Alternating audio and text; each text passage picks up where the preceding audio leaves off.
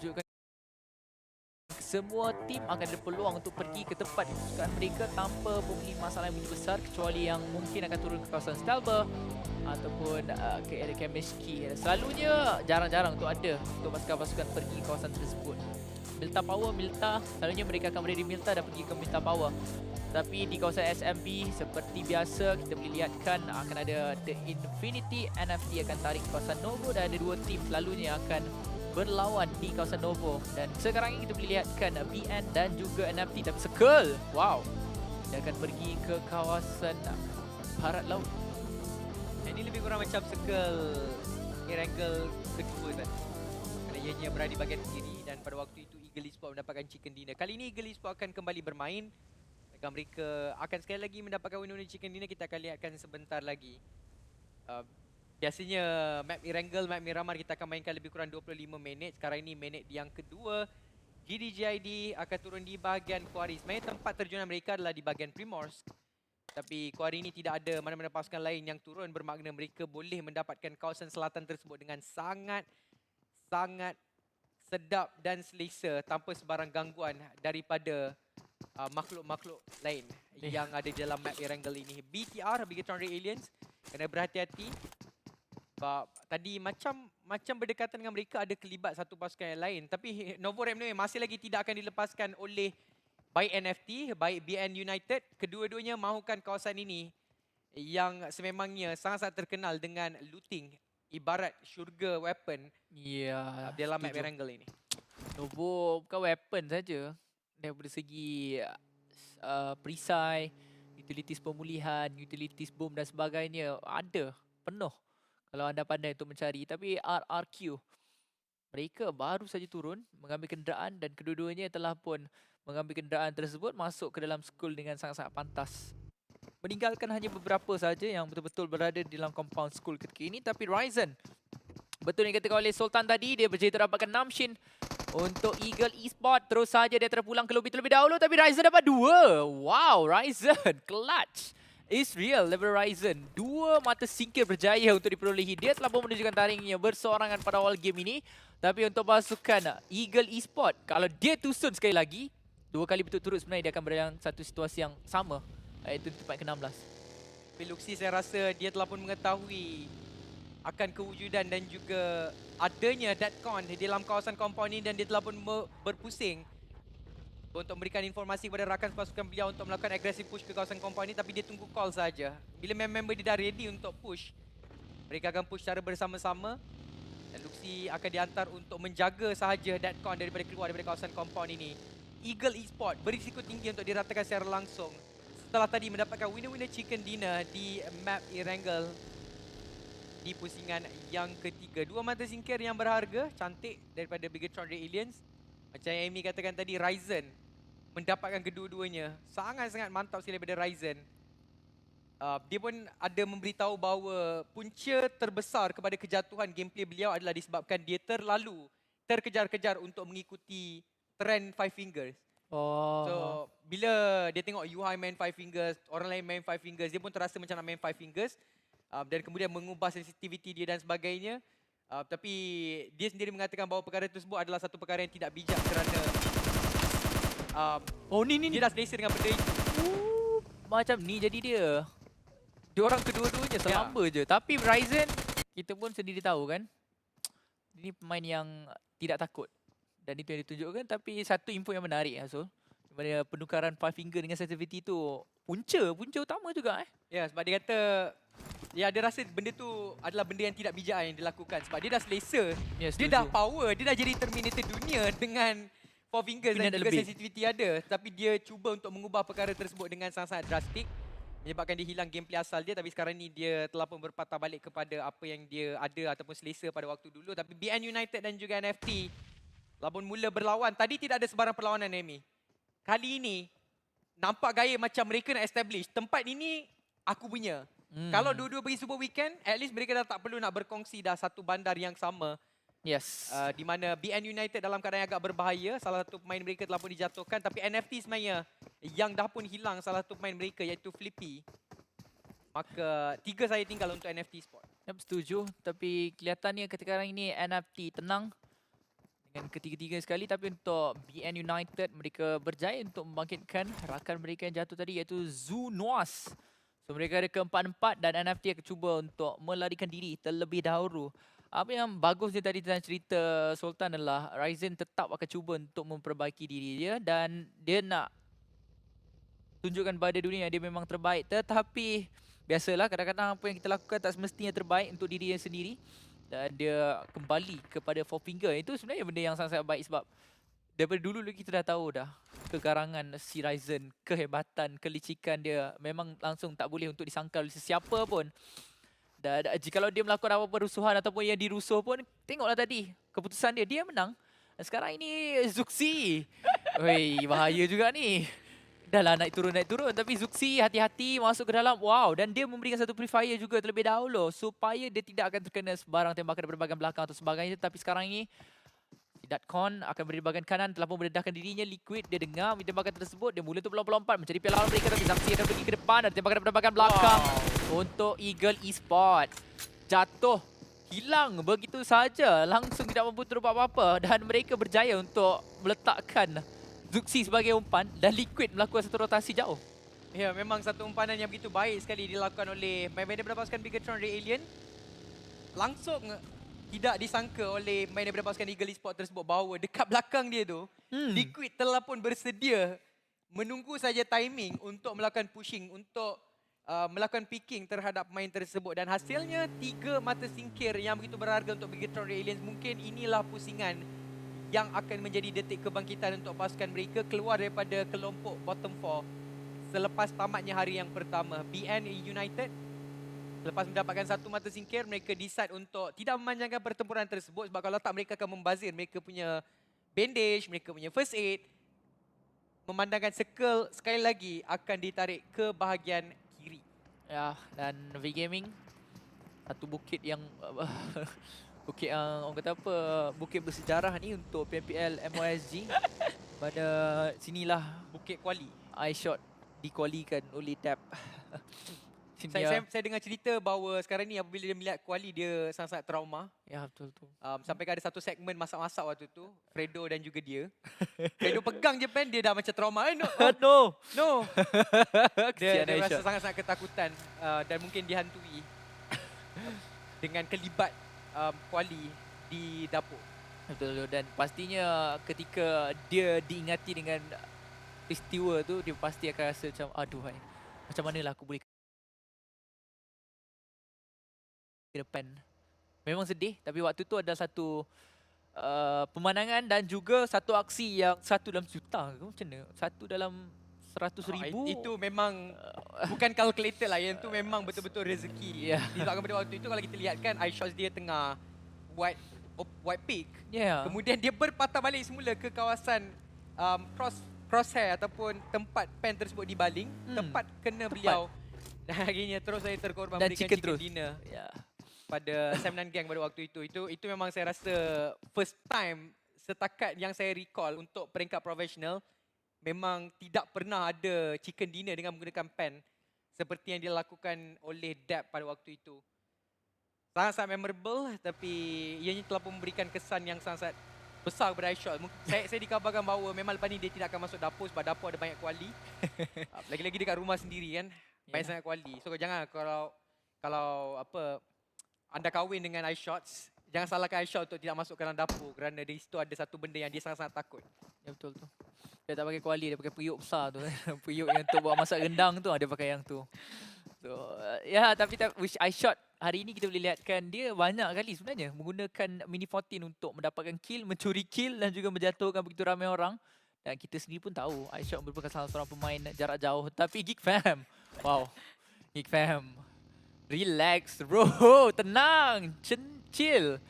Tenang is good. Itulah yang terjadi untuk Geek Fam ketika ini. Tapi For Rivals dalam keadaan yang tidak tenang. Mereka sedang diburu dan mereka sedang dirusuh oleh Shroud. Langgar. Ada 3 pemain ke hadapan. 2 lawan 3. Kita lihatkan siapa yang lebih berbisa dan siapa yang lebih berbahaya. Satu pulakan ke bahagian belakang. Salah seorang pemain mereka yang sedang menggunakan satu persen belum lagi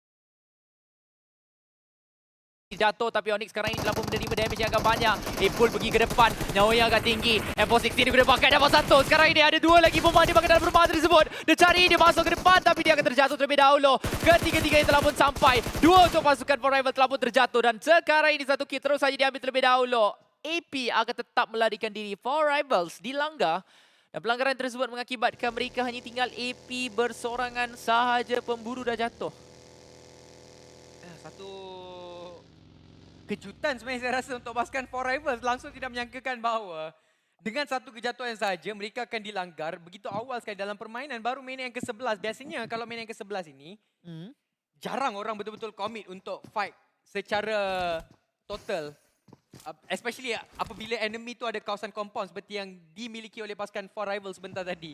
Ya. Tapi APG ataupun Angkor PUBG, mereka tahu bahawa mereka memerlukan setiap mata.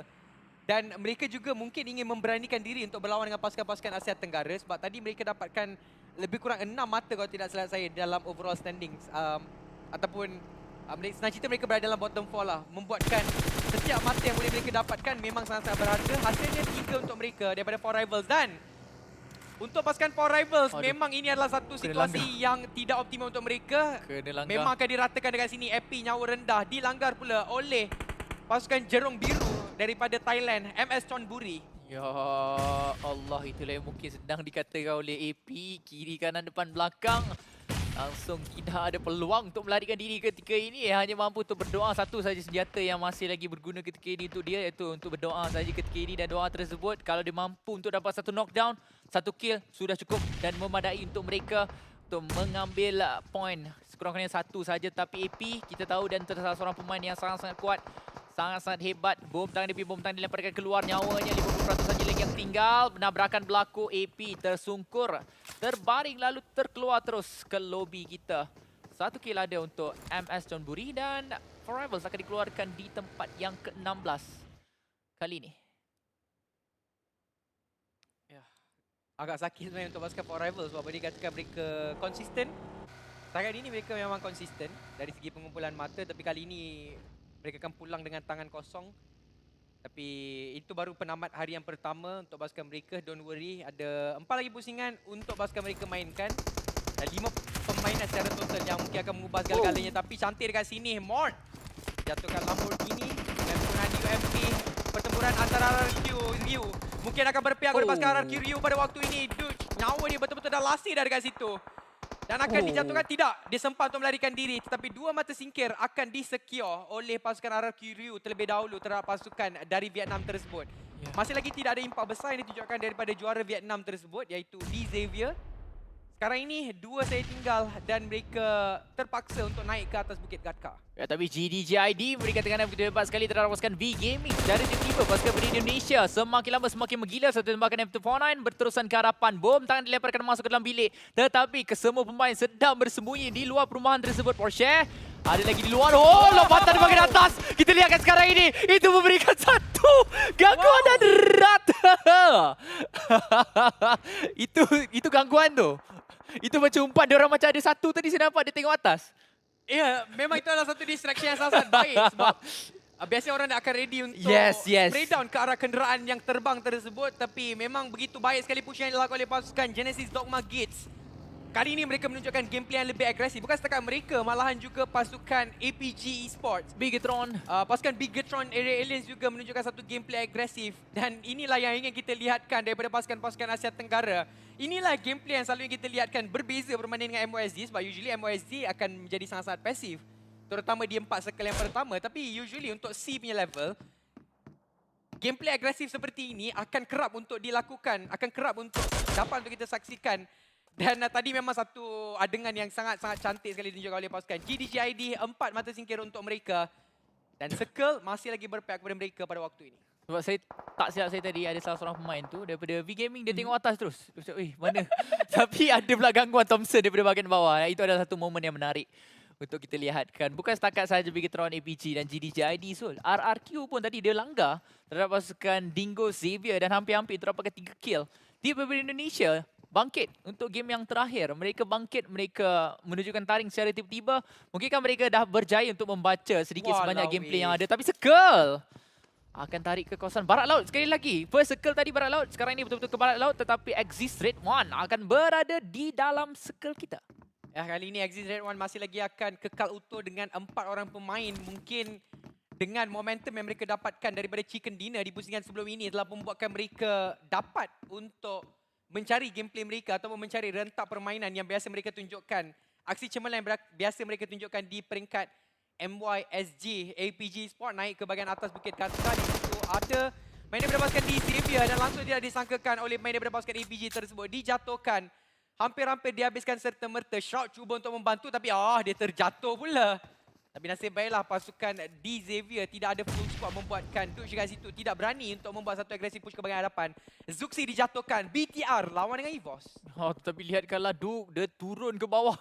Laju betul pergerakan dilakukan oleh Duke ketika ini. Cuba untuk melarikan diri tetapi Tuan berjaya untuk melihatkan dirinya. Wow. Terkena pula headshot. Malang tidak berbau.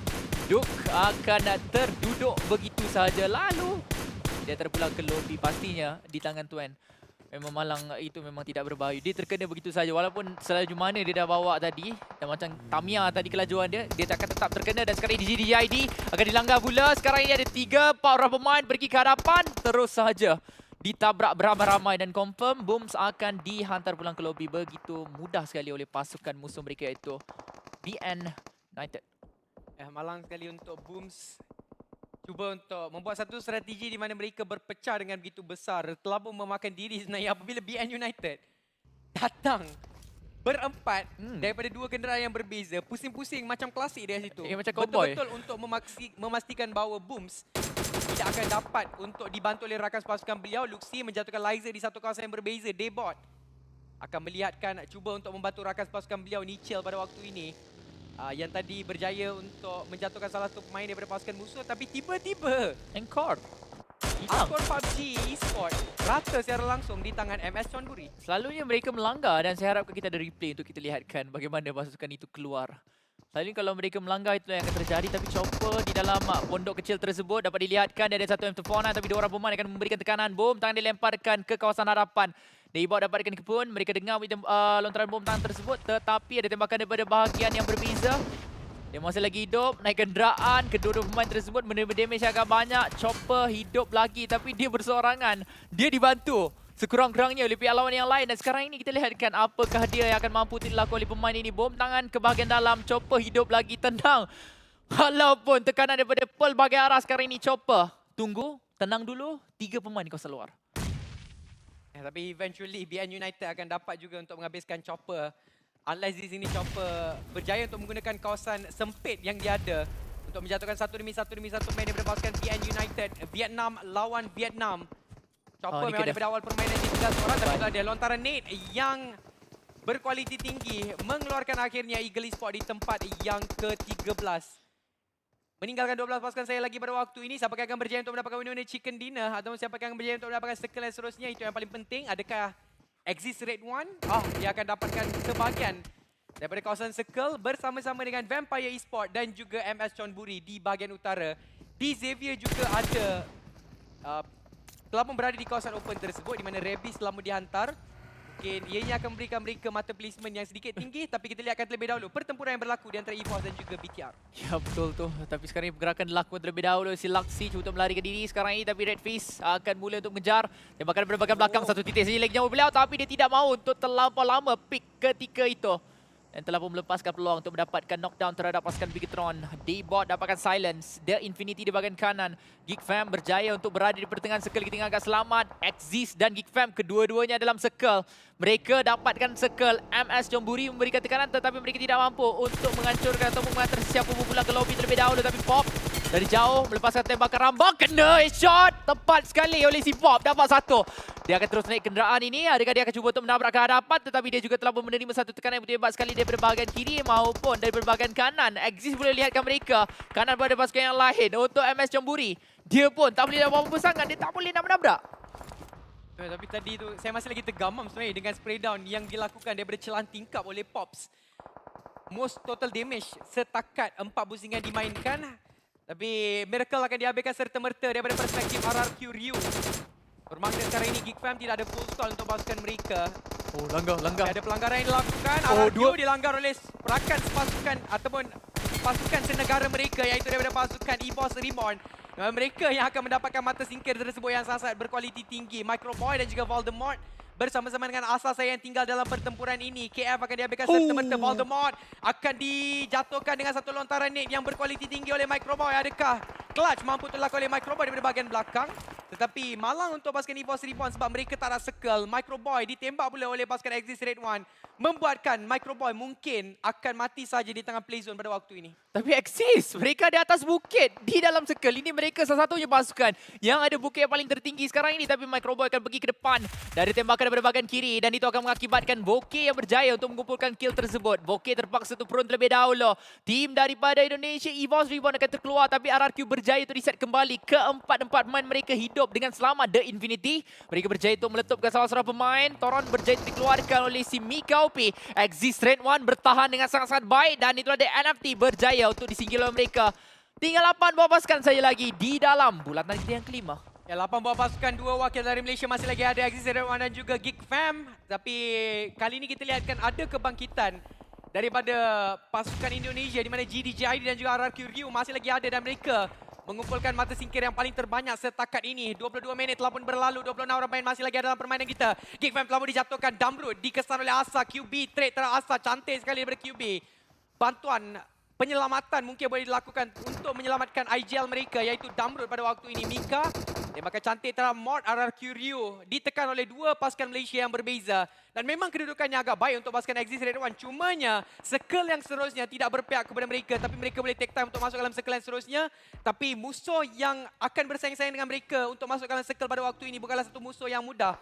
The Infinity menanti mereka. Yap, dan kacang susu akan diberikan tekanan terlebih dahulu. Logan daripada bahagian belakang akan memberikan satu spray down berterusan, tapi Geek Fam akan dilanggar oleh Exist Red One. Saya dapat rasakan ketika ini RRQ juga akan melalui kawasan yang sama. Mereka yang cuba untuk melanggar, cuba untuk meletupkan Geek Fam yang ada di depan muka. Tapi RRQ, satu kenderaan, 4 orang pemain mampukah mereka untuk masuk dengan selamat. Mod telah ditinggalkan terlebih dahulu. Nev terjatuh ketika ini, 2 orang pemain mereka terjatuh. Dan tembakan berterusan daripada Snipe. Snipe dapat satu kill terlebih dahulu, reloading dilakukan. Dan nampak di mereka kedudukan lawan mereka, tembakan berterusan. Neolasit, satu lagi pemain yang cuba untuk dicari. Bom tengah ditarik terlebih dahulu. Cuba untuk mendapatkan Voldemort. Kalau tepatlah bom tangan ini, hilanglah. RRQ rata untuk mereka. Mungkin ada lagi seorang pemain di bahagian kiri, saya tak perasan tadi. Ya, Rata juga Snipe dapat 4. Snipe dah dapat 4 dan meratakan kesemuanya. Snipes dapatkan keempat main daripada pasukan RRQ Ryu. Sangat-sangat berkualiti tinggi sekali main tersebut. Menghidupkan peluang untuk pasukan Geek Fam mendapatkan placement yang tinggi dan juga mata yang tinggi. Tapi itulah dia. Nampak gayanya pasukan GDJ ini telah pun dikeluarkan secara langsung oleh Exist Red One pada waktu ini. Mika duduk sedikit lewat di bahagian belakang dan hasilnya beberapa mata singkir juga telah memasuk dalam poket Exist Red One pada waktu ini. 2 pasukan Malaysia masih lagi ada. 2 Malaysia, 3 Thailand. Ya betul-betul, tetapi sekarang Geek Fam berjaya untuk meresetkan kembali kedudukan mereka dan juga player-player mereka di mana Snipe akan membantu QB. Logan daripada jauh melihatkan pemain daripada pasukan Vampire. Mereka ada keempat pemain sekarang ini, Divinity dan juga Vampire. Ada kesemua ahli pasukan mereka, tapi Exist Red One ditekan daripada kiri dan kanan. Kacang susu akan jatuh ditekan Damrud. Damrud pasti akan cuba untuk mendapatkan kill ini, tapi dia dapat Logan. Logan akan jatuh. Mantaplah Damrud. 3 pemain saja lagi akan berbaki untuk pasukan The Infinity. QB dan Damrud kedua-dua yang akan terselamat, tapi Vampire akan cuba untuk melakukan satu kanan terhadap pasukan MS Jamburi dan mungkinkah mereka akan diratakan begitu saja.